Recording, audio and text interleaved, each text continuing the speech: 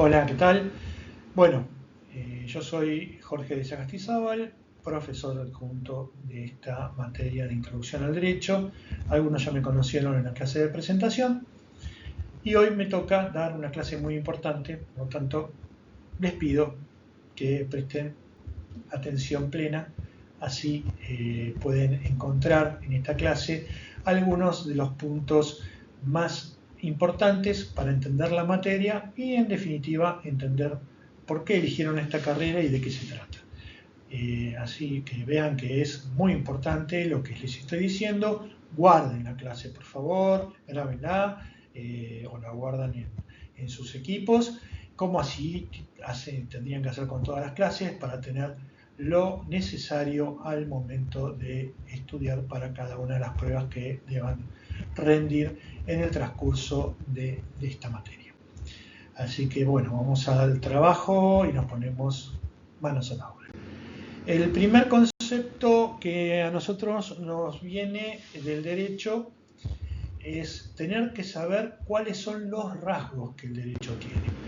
Y esos rasgos comunes que tiene el concepto de derecho es que hay un enlace muy directo con los valores morales, porque el derecho está muy vinculado con la ética y la moral.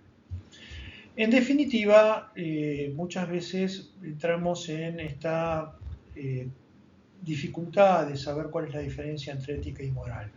Y para hacerlo un poco más simple, la ética es una cuestión que tiene que ver cómo nos desempeñamos, o sea, cómo nos manejamos, y la moral es los principios a los cuales esos manejos que hacemos en nuestra vida sean realmente éticos.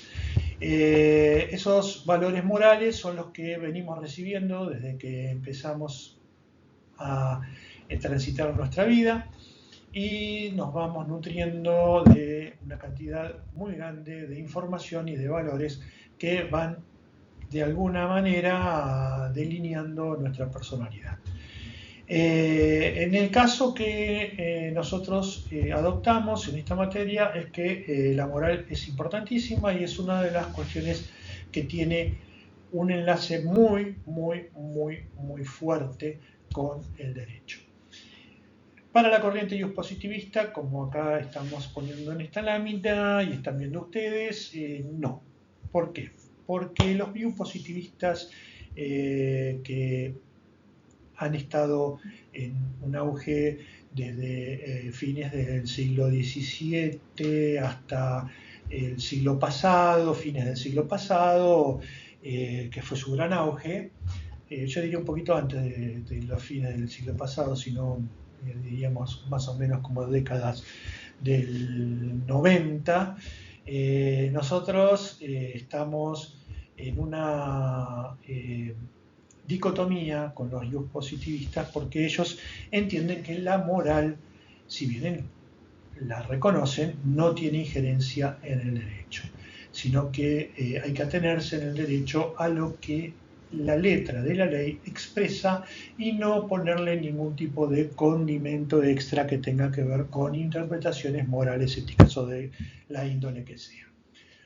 No compartimos la posición de los positivistas como Kelsen, Bentham, pero la respetamos.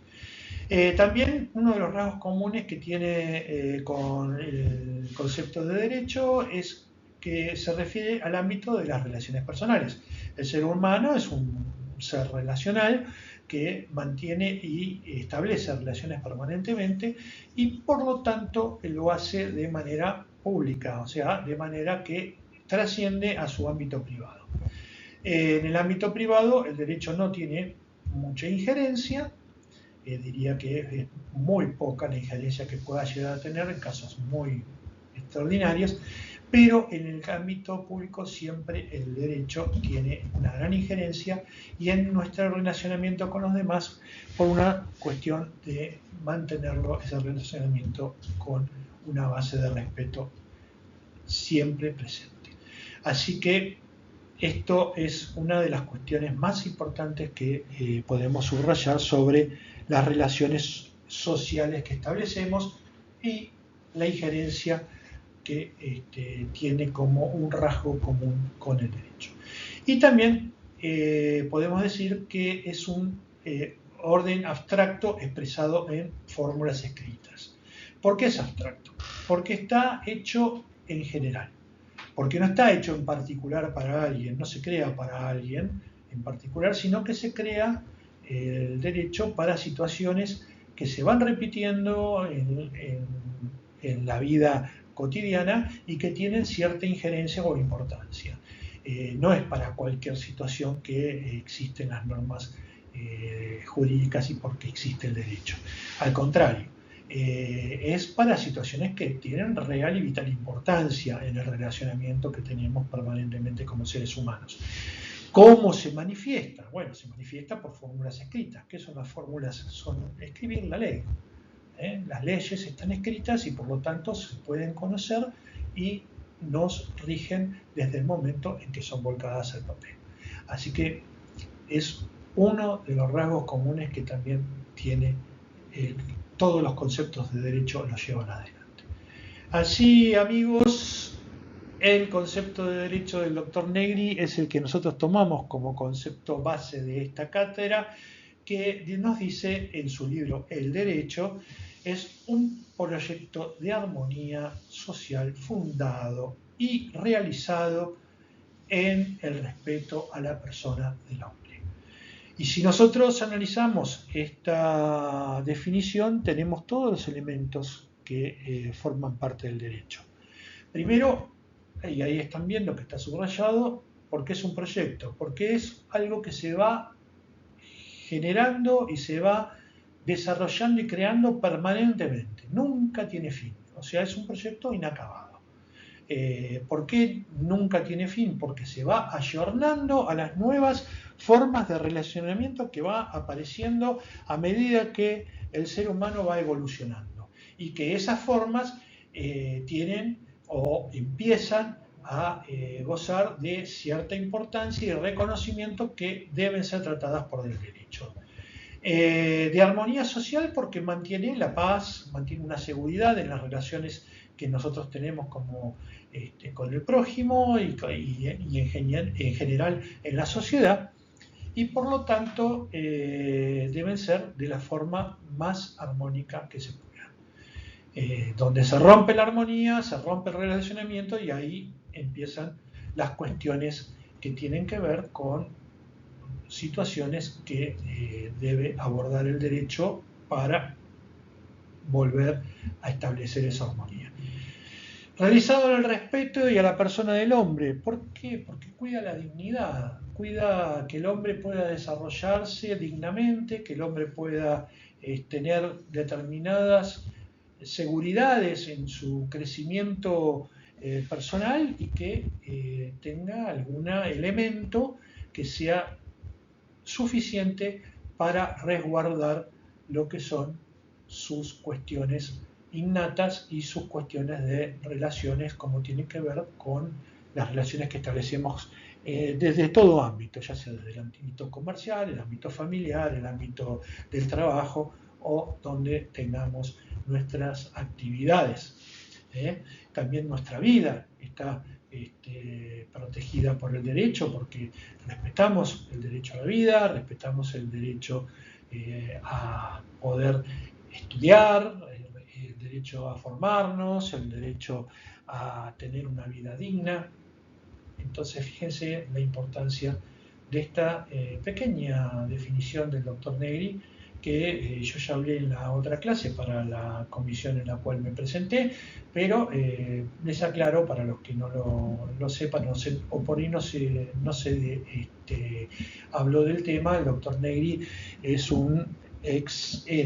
porque falleció, era ministro vitalicio que falleció estando en el cargo de la Suprema Corte de Justicia de aquí de la provincia de Buenos Aires, con muy importante actividad docente, tanto en la Facultad de Derecho de la Universidad Nacional de La Plata, como en la Universidad Católica de aquí también de La Plata, la Universidad de Lomas de Zamora, y un montón de universidades que si me pongo a nombrarlas ahora, la clase se va a hacer muy larga.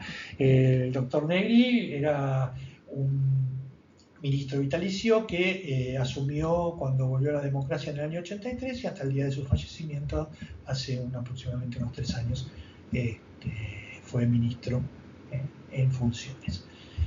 Por lo tanto, nosotros siempre lo tenemos presente y tomamos muchas cosas de él porque tienen un carácter muy importante y muy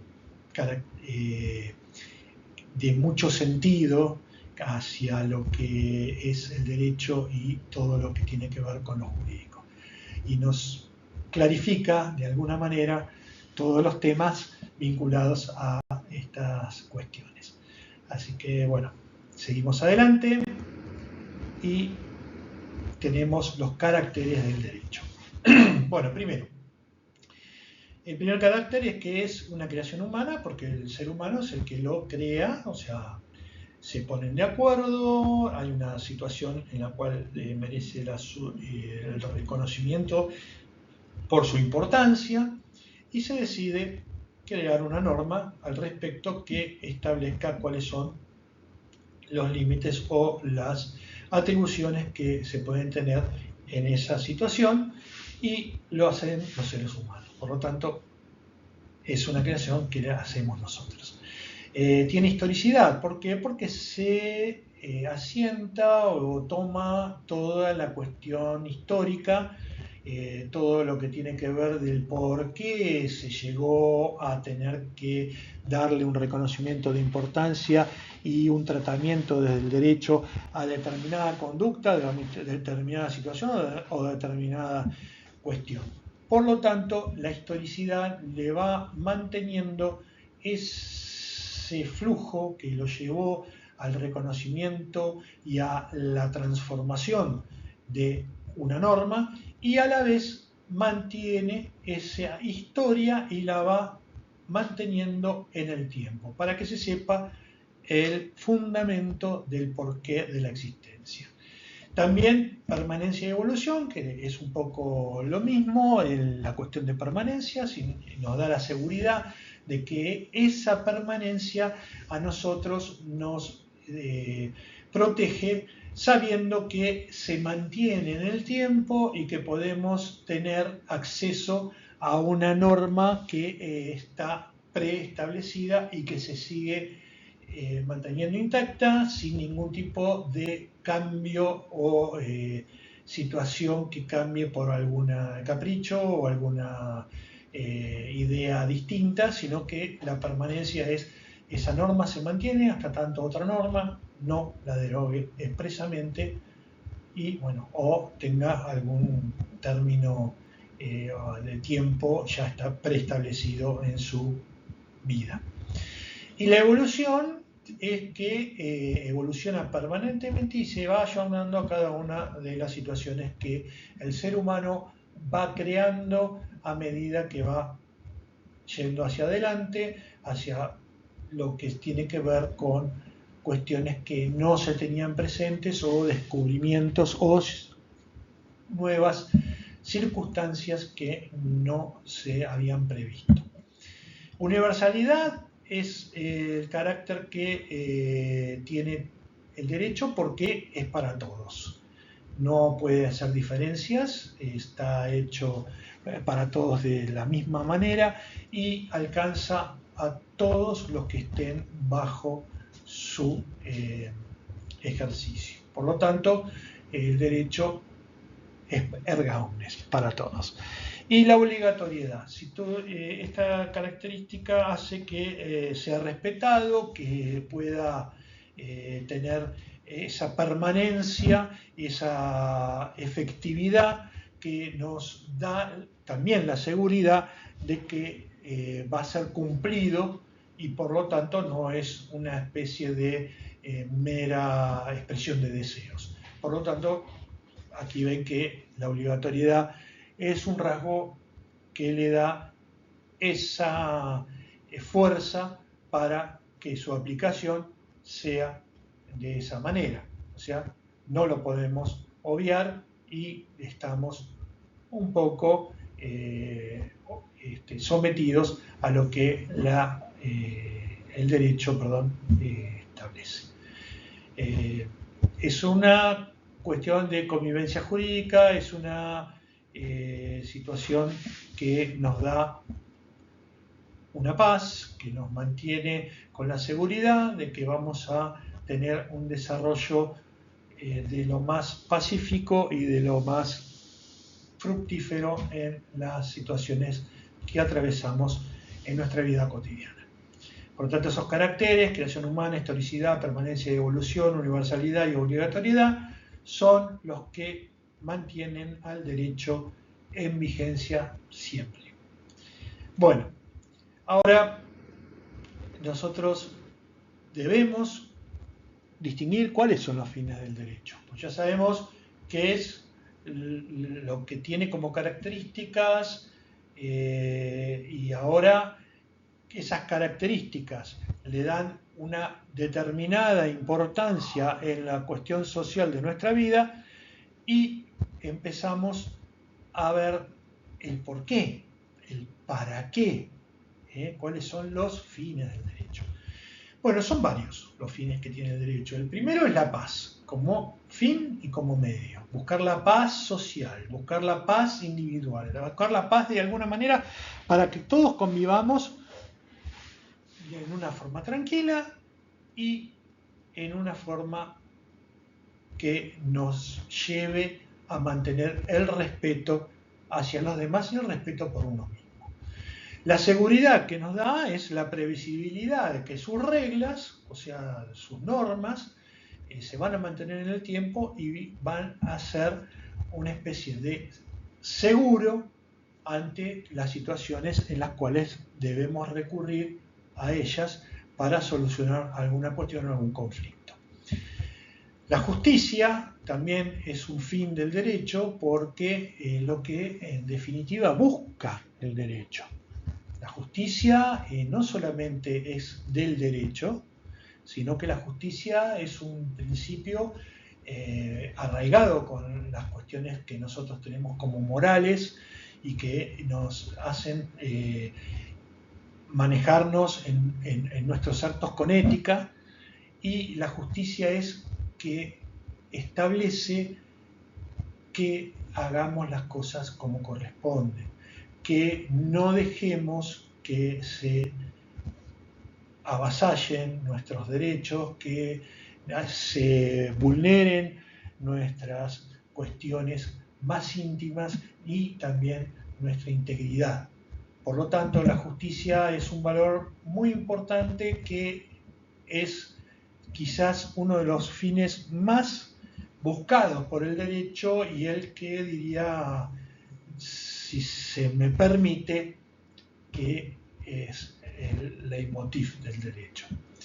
Ahora bien, la justicia es muy gráfica en cuanto a que el derecho busca eso, es establecer, quizás, si tomamos la definición de Ulpiano, un justo medio entre los extremos, hacer algo que pueda poner una especie de punto medio o punto que llegue a una situación en donde las partes que intervienen estén equilibradas. Por eso la idea que la justicia es una balanza que sostiene y que a la vez está vendada porque, bueno, es completamente imparcial.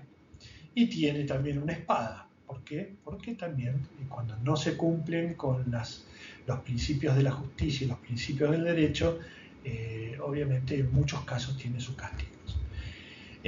Otro fin del derecho es el bien común, que estemos todos viviendo en una situación estable, que tengamos seguridad, que tengamos una clara concepción de que las cosas que necesitamos para vivir sean alcanzables, que tengamos la protección al derecho a nacer, la protección al derecho a vivir, la protección al derecho a educarnos y la protección a a la propiedad privada y bueno, a la salud y todo lo que hacen al bien común. Por lo tanto, el derecho apunta a eso también. Bueno, ya visto los fines, nos vamos al tema de los límites morales del derecho. Y acá es donde hay dos cuestiones quizás que a veces no las tenemos como que compongan una defensa o coraza en contra de los desbordes del derecho, sino que sí, son límites morales que el derecho tiene y que los debe respetar. Primero, el más importante, que es la emoción o el sentimiento más importante que tiene el ser humano y el más puro, que es el amor. El amor supera el derecho, no puede ser ni siquiera aprehendido por ninguna norma jurídica. El amor es, como diría en algún aspecto alguna canción, o me parece que era una telenovela o algo, el amor es libre.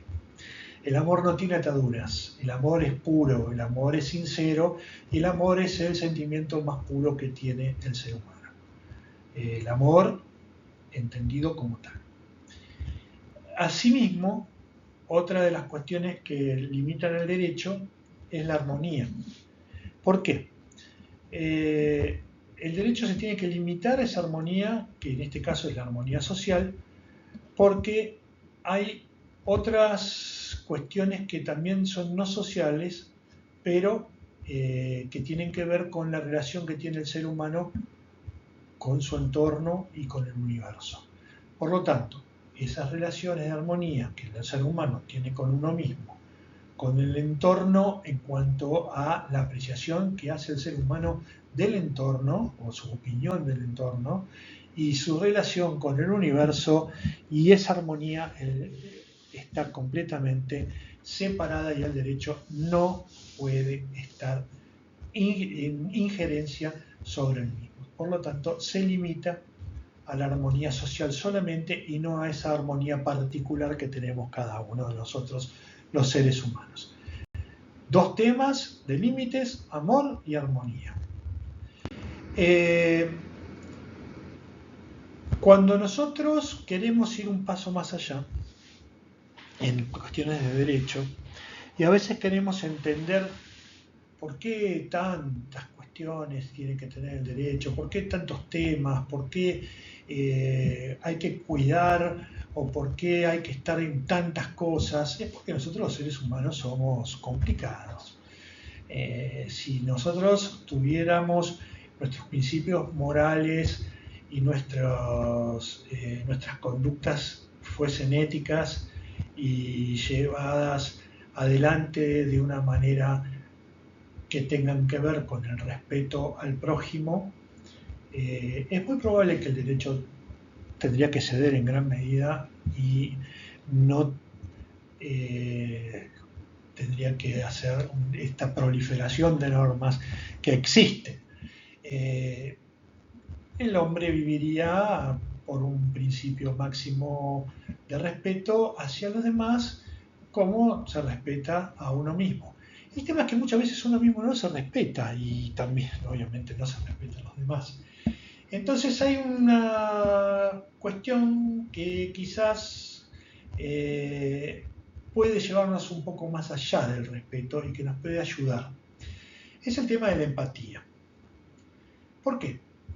Porque la empatía es entender al otro, pero no entenderlo desde el punto de vista propio, sino entenderlo desde los sentimientos que el otro tiene y el por qué esa conducta que el otro tiene se manifiesta, o por qué ese acto que el otro llevó adelante se manifiesta. Es entender sus motivaciones, sus situaciones, y no juzgarlo desde nuestra óptica y de nuestra forma de ser. Es un poco complicado, pero es ir más allá en el relacionamiento que tenemos de manera cotidiana y entender un poco al otro. El entendimiento del otro hace a la empatía. Tenemos dos cosas, que como dice la Filmina, la palabra respeto proviene del latín y significa atención o consideración, respetus. El respeto es tener en cuenta la dignidad del otro y mi propia dignidad. Ahora, cuando tengo empatía, no solamente reconozco al otro como alguien que es parecido a mí, sino que tengo la capacidad de percibir y entender sus emociones y sus sentimientos.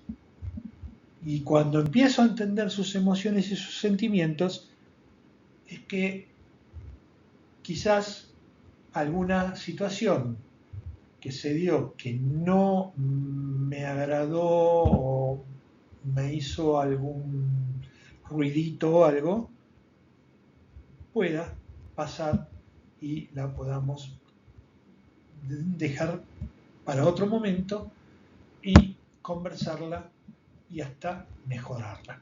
Es una situación que nos llevaría a la comprensión del otro y la comprensión de las situaciones que vivimos día a día y que vive el prójimo.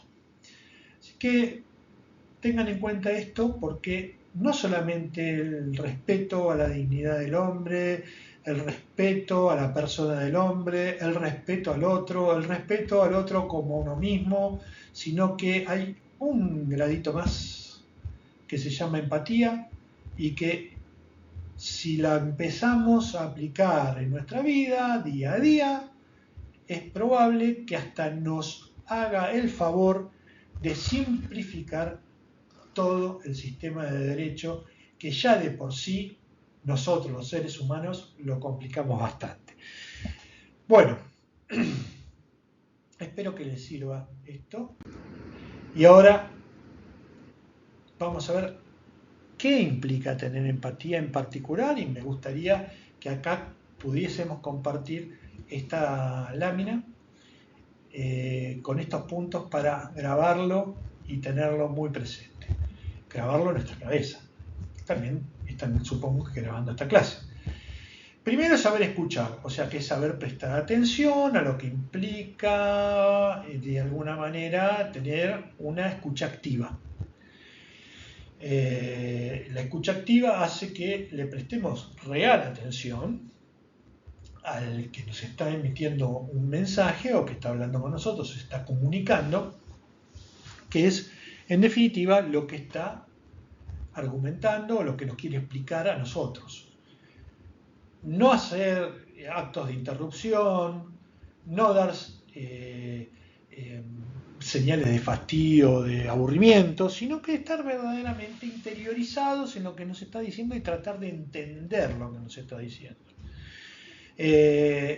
También se puede acompañar con señales que mantengan ese seguimiento y que la otra persona se dé cuenta que estamos siguiendo lo que nos está diciendo. Eso se llama feedback. Interpretar las señales no verbales también, porque hay señales que si no se expresan, las palabras en vía oral, también podemos hacer expresiones con nuestros gestos, con nuestros ojos, con nuestras posturas. Son los mensajes que nosotros denominamos como paralingüísticos. Y tales como la entonación, el tiempo de respuesta, el volumen que nosotros establecemos para comunicarnos, también hacen a lo que es la empatía. Todo eso conduce a conocer el estado de ánimo que estamos verbalizando. También a mostrar comprensión. ¿Por qué? Porque no invalidamos, ni rechazamos, ni juzgamos las emociones del otro. No somos un juez, no lo vamos a juzgar, no lo vamos a escuchar, no lo vamos a invalidar, no vamos a decir está mal lo que estás haciendo, tendrías que hacer esto, ni tampoco vamos a rechazarlo. Solamente escuchar atentamente y tratando siempre de entender por qué nos está diciendo lo que nos está diciendo o por qué nos está transmitiendo lo que nos está demostrando.